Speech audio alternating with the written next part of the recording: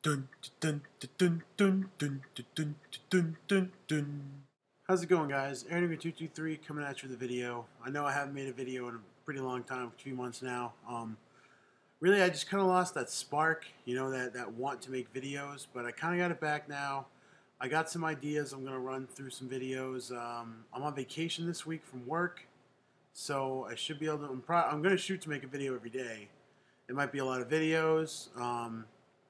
It's going to be a few deck profiles. Probably I've been working on some pretty silly decks here and there. I'll probably do a deck profile of the deck I'm going to help basically explain what I'm going to talk about in this video.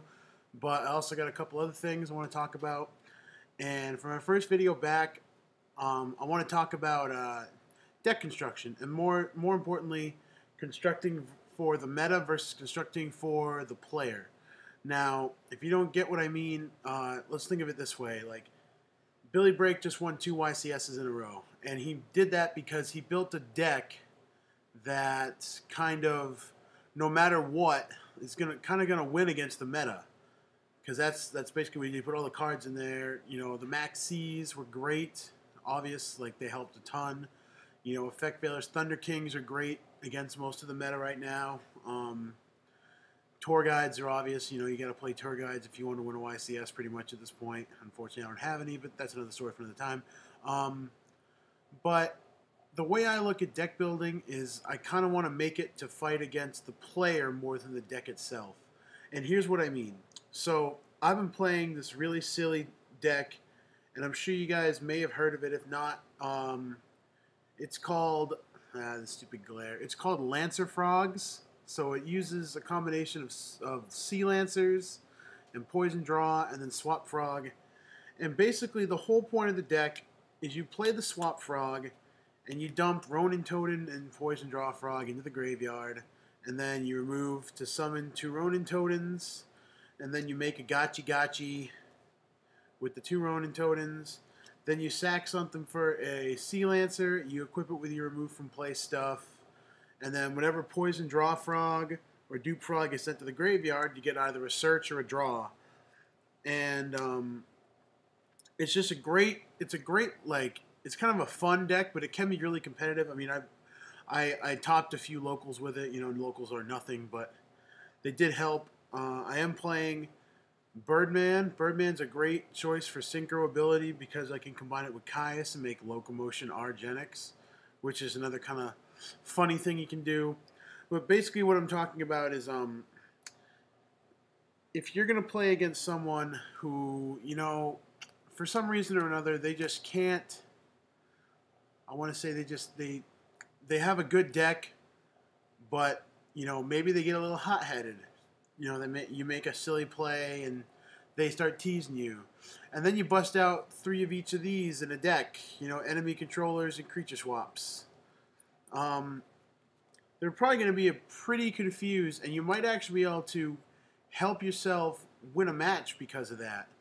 So basically, like what I'm trying to explain here is one of my favorite plays in the whole deck is to just summon a Poison Draw Frog and put a creature and play creature swap.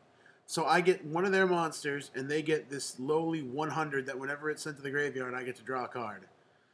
So, I mean, that's a huge play. That's a plus for me. I love giving my opponents Swap Frogs, Ronin Totems, anything. And then, just when they think, you got to throw curveballs at them, too. Just when you think they got you all figured out, like, oh, he's going to sack for a Sea Lancer, you bust out a Dark Dust Spirit or a Caius. And then they go, what? Where'd this card come from? How is he playing all these cards in this deck? And then, they get a direct attack off on you, but you drop, a Battle Fader or a Tragodia or a Gores, one of those cards. Those cards just make people mad most of the time at this point. So basically, honestly, what I'm trying to say is I love making decks that make people angry. Like, I made this deck originally because my buddy Zach has a frog deck, and I wanted to make a better frog deck than him. And I was searching on Pojo, and all of a sudden I saw this idea, Lancer Frogs. And I'm like, hey, that sounds like a cool idea. Why not make the deck?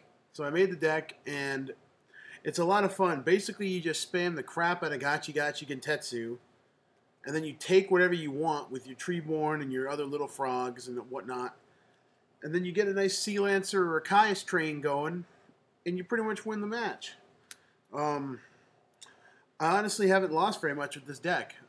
It doesn't play any traps, but I do side a few traps just in case. You know, you got to be careful when you run into some of those decks where you just kind of you feel like you need a trap almost.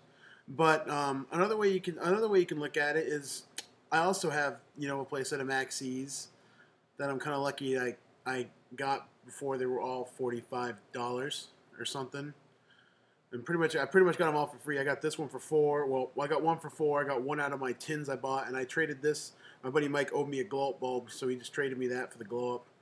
Plus a couple like an ultimate rare Thor or something because he wanted for his collection. I don't really care about that. It's like a $2 card. But basically, like when I build a deck, I do it to make someone else angry. And in doing so, I'm not doing it because I don't like them. I'm not doing it because I'm a horrible person. I'm doing it because the part of Yu-Gi-Oh that I'm good with is the psychological aspect. Any person can make a meta deck and run it. The problem is, I still make misplays. I'm never gonna say I don't make a misplay. I always misplay. I misplay a lot. First off, and then secondly, of course, I'm not Billy Brake. I haven't won 2 YCSs back to back. I'm not famous. Like, I'm just a normal guy that plays Yu-Gi-Oh. But when it comes to the psychological aspect and forcing people to play in the style that I want them to, that's what I'm good at. That's what I'm the best at, in my area at least. My buddy Pat is really good at doing the dance, puppet dance. And he basically forces you to play how you want. I do that too, but I don't get all flashy with the dancing. He does this right in front of your face because he's kind of a dick. But that's another story. So basically, when you're playing decks that require silly, lousy cards like frogs, it's important to keep in mind that the mental state of your opponent can help you out a lot.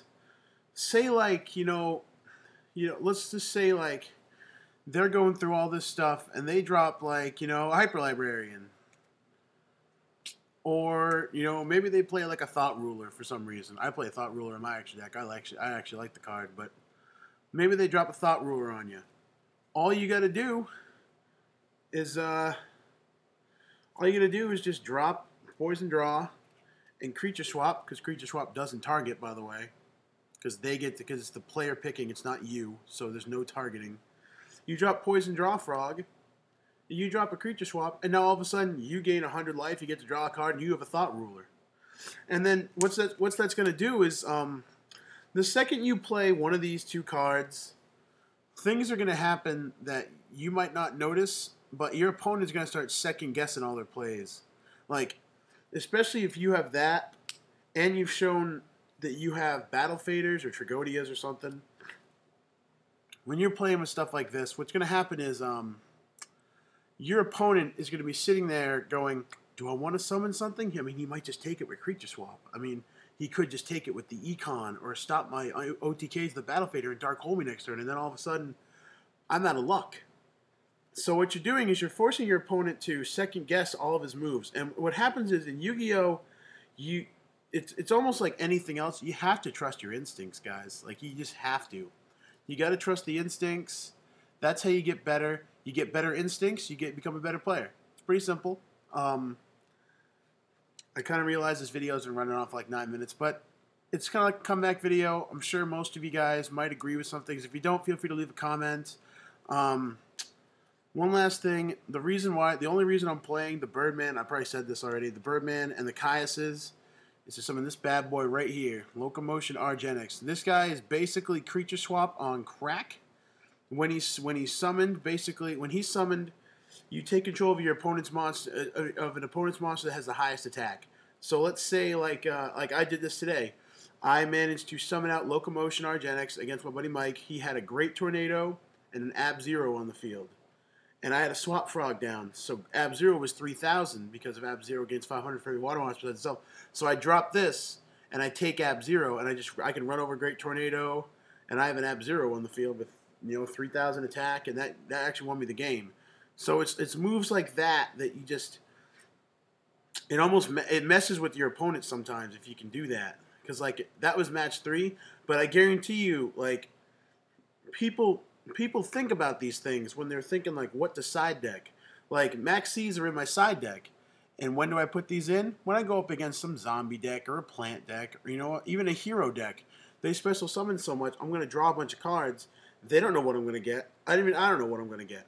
But just discarding a Max C really enforces your opponent like, do I want to summon? I mean, I don't have to do this. Like, I might win, but what happens if he draws this? What happens if he draws that? So really, it forces you to really think out your plays. Like, it forces your opponent into a position that they didn't want to be in when you play cards like this, when you play cards like these, when you're playing the Sea Lancer and you're having fun with the frogs. I mean, all that stuff. I mean, even if they know you play like a DD Crow or something.